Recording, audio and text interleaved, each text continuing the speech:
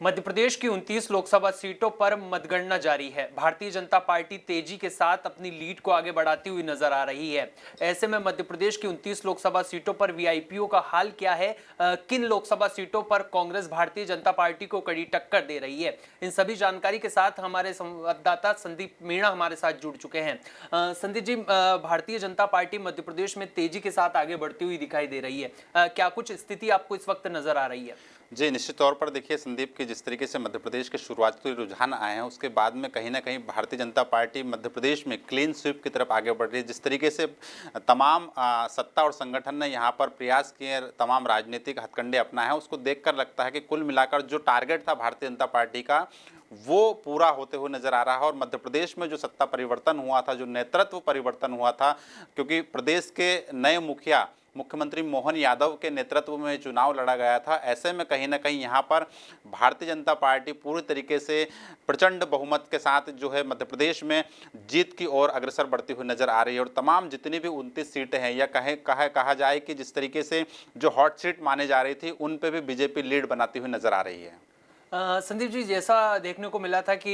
मतगणना के बाद न्यूज़ चैनल के तमाम एग्जिट पोल में भारतीय जनता पार्टी को मिशन 29 की ओर अग्रसर बताया गया था, तो क्या यही नतीजे शाम होते होते स्पष्ट रूप से मध्य प्रदेश में दिखाई देंगे या कुछ परिवर्तन के आसार भी आपको नजर आ रहे हैं? देखिए संदीप, यहाँ पर कुछ जो सीटें हैं यहाँ पर जो है लीड कम और ज़्यादा होती हुई नज़र आ रही है, लेकिन फिलहाल आने वाले 1 या 2 घंटे में मध्य प्रदेश की 29 सीटों की सियासी तस्वीर भी सामने आ जाएगी और क्या ईवीएम से तमाम प्रत्याशियों का भविष्य निकलेगा वो भी सामने खुलकर आ जाएगा। क्योंकि जिस तरीके से पूरी दमदारी के साथ मध्य प्रदेश में चुनाव लड़ा गया था, तो कहीं ना कहीं यहाँ पर बीजेपी का जो मिशन 29 का जो नारा था वो पुरजोर तरीके से बुलंद होते हुए नजर आ रहा है।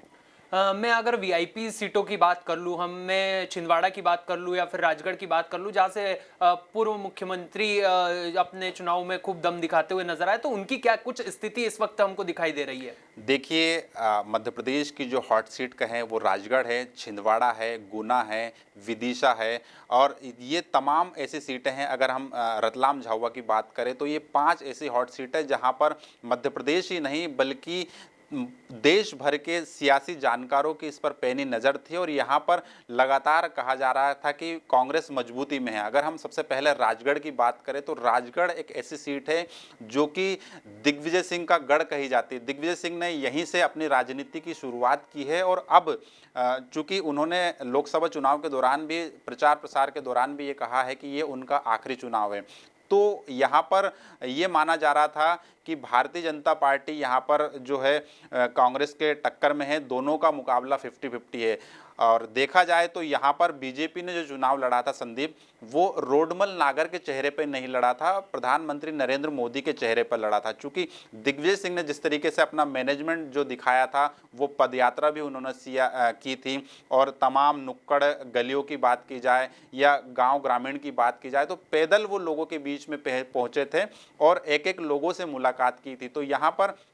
बीजेपी को यह आभास हो गया था कि कांग्रेस यहां पर मजबूती के साथ मैदान में है और दिग्विजय सिंह एक बड़ी चुनौती थी। तो इसलिए खुद गृह मंत्री अमित शाह यहां पर लैंड करते हैं और वो जनसभा को संबोधित करते हैं। तो कुल मिलाकर यह कहा जाए कि दिग्विजय सिंह की जीत यहां पर सुनिश्चित मानी जा रही थी, लेकिन शुरुआती जो रुझान आए हैं संदीप, इसमें रोडमल नागर बड़ी लीड के साथ आगे बढ़ रहे हैं। तो कहीं ना कहीं दिग्विजय सिंह का जो आखिरी चुनाव है वो हार की तरफ बढ़ता हुआ नजर आ रहा है। दूसरी अगर हम बात करें विदिशा की, तो ये भी मध्य प्रदेश की हाई प्रोफाइल सीट है, क्योंकि चूंकि 18 साल मुख्यमंत्री रहे थे शिवराज सिंह चौहान, अचानक से उनको जो है मुख्यमंत्री पद से हटाकर मोहन यादव को सत्ता की कमान सौंप दी जाती है। तो ऐसे में शिवराज सिंह चौहान के सियासी भविष्य को लेकर भी तमाम सवाल या निशान खड़े हो रहे थे। तो यहाँ पर जो है शिवराज सिंह चौहान को चुनावी मैदान में उतारा जा रहा है, क्योंकि ये बीजेपी का एक मजबूत गढ़ कही जाती है सीट, विदिशा संसदीय सीट। तो ऐसे में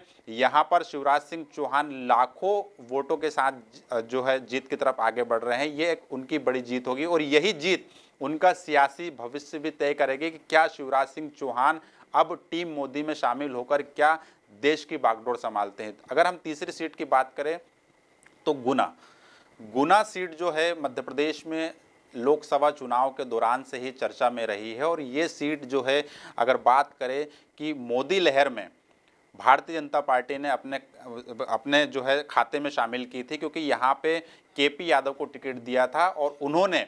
कांग्रेस के ज्योतिरादित्य सिंधिया को हराकर जो है बीजेपी के पाले में ये सीट लेकर आए थे। लेकिन चूंकि अब सियासी हालात पूरी तरीके से बदले हुए हैं, जब भारतीय जनता पार्टी में ज्योतिरादित्य सिंधिया शामिल होते हैं, केपी यादव का टिकट काटा जाता है और ऐसे में ज्योतिरादित्य सिंधिया चुनावी मैदान में है, उनके सामने राव यादवेंद्र सिंह। फिलहाल अगर बात करें शुरुआती रुझान की, तो संदीप यहाँ पर ज्योतिरादित्य सिंधिया करीब 2.5 लाख वोटों की लीड से आगे हैं। तो ये लीड जो है बरकरार है। तो इसी तरीके से छिंदवाड़ा की बात की जाए तो छिंदवाड़ा भी जो है बीजेपी प्रत्याशी विवेक बंटी साहू है, वो लगातार जीत की तरफ बढ़ रहे हैं। और जिस तरीके से नकुलनाथ और कमलनाथ का जो सियासी रिएक्शन सामने आ रहा है, कहीं ना कहीं उनकी जो बॉडी लैंग्वेज बता रही है कि उन्होंने हार स्वीकार कर ली, क्योंकि एक लीड का जो है बड़ा मार्जिन बढ़ते हुए जा रहा है। रतलाम भी इसी तरीके से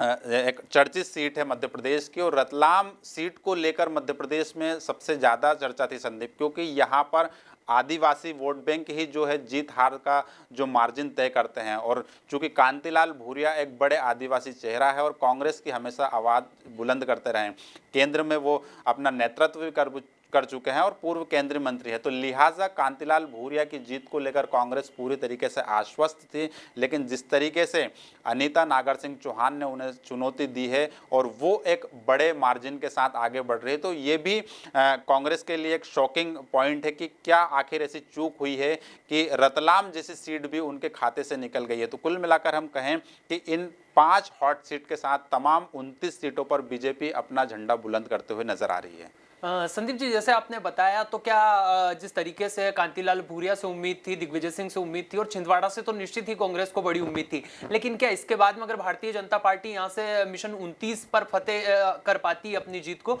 तो क्या कांग्रेस में आप सत्ता परिवर्तन में कुछ संगठन में बदलाव देखते हुए नजर आ रहे हैं? क्या जीतू पटवारी को लेकर संगठन एक बार फिर विचार कर सकता है? निश्चित तौर पर देखिए, जिस तरीके से विधानसभा चुनाव में करारे शिकस्त के बाद में जैसे ही जीतू पटवारी को मध्य प्रदेश कांग्रेस की कमान मिलती है, तो ऐसे में यहाँ पर जीतू पटवारी पीसीसी की कमान संभालने के बाद से ही लगातार जो है चुनौतियों का सामना करना पड़ रहा है उनको। पहले तो लोकसभा चुनाव के दौरान पूरी तरीके से कांग्रेस तहस नहस हो गई, एक बड़ी टूट हुई, लाखों की संख्या में जो है कांग्रेस के वर्कर्स जो है वो भारतीय जनता पार्टी में शामिल हो गए हैं। दूसरी अगर बात करें हम, तो इंदौर जो लोकसभा सीट है, यहाँ पर भी जीतू पटवारी की गारंटी वाला ही अक्षय कांतिबम का टिकट था और वो कांग्रेस को छोड़कर बीजेपी में शामिल हो जाते हैं। तो ऐसी तमाम चुनौतियां शामिल थी जो जीतू पटवारी के सामने थी। अब चूंकि लोकसभा चुनाव है, 29 सीटों पर लड़ाई लड़ी गई थी, जीतू पटवारी तमाम दावे करते रहे कि वो कांग्रेस के खाते में 3 से 4 सीट लाकर देंगे, लेकिन जिस तरीके से रुझान आए तो कहीं ना कहीं जीतू पटवारी के नेतृत्व पर सवालिया निशान उठना भी लाजमी है, क्योंकि जिस तरीके से मध्य प्रदेश में बात की जा रही थी कि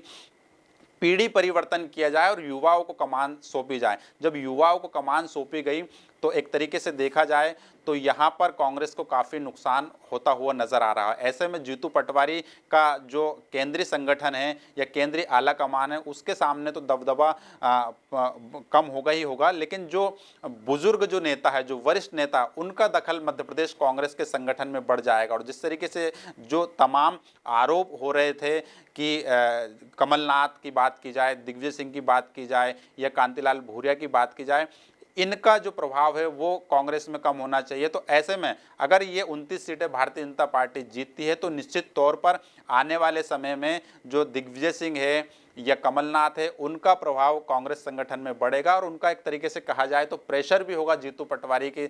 ऊपर कि जो भी चुनाव के बाद में जो भी नई कार्यकारिणी बनानी होगी, जो नया संगठन तैयार करना होगा, निश्चित तौर पर उसमें जीतू पटवारी की पसंद जो है काम नहीं करेगी। उसमें दिग्विजय सिंह की पसंद को भी तवज्जो देना पड़ेगा, कमलनाथ की पसंद को भी तवज्जो देना पड़ेगा। तो कुल मिलाकर कहा जाए तो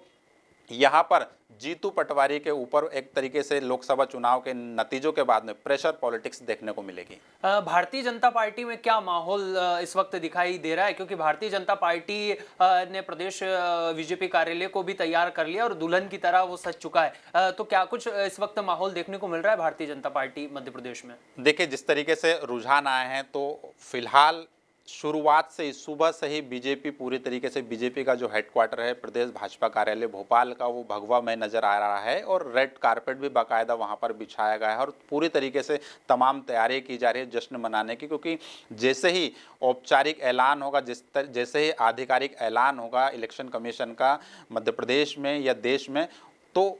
मध्य प्रदेश का जो भारतीय जनता पार्टी का जो कार्यालय है वहां पर जश्न का माहौल देखने को मिलेगा। और जिस तरीके से ये तस्वीर सामने आएगी, कुल मिलाकर हम कहें तो इस संगठन को भी सियासी शक्ति प्रदान करने वाला होगा। और जिस तरीके से ये 29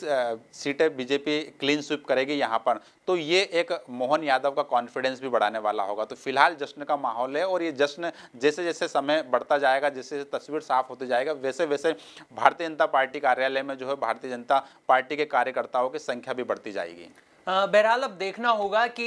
मध्य प्रदेश बीजेपी जिस तरीके से मिशन 29 पर आगे बढ़ रही है, अब 2 से 3 घंटों के अंदर मध्य प्रदेश में क्या कुछ तस्वीर स्पष्ट होती है। तब तक के लिए आप बने रहिए एमपी न्यूज के साथ। एमपी की नब्ज, एमपी का हाल, मध्य प्रदेश की हर खबर एमपी न्यूज टीवी के साथ। लगातार खबरों के लिए सब्सक्राइब करें हमारा YouTube channel MP news TV. Latest updates के लिए बेल आइकन दबाना जरा भी न भूलें।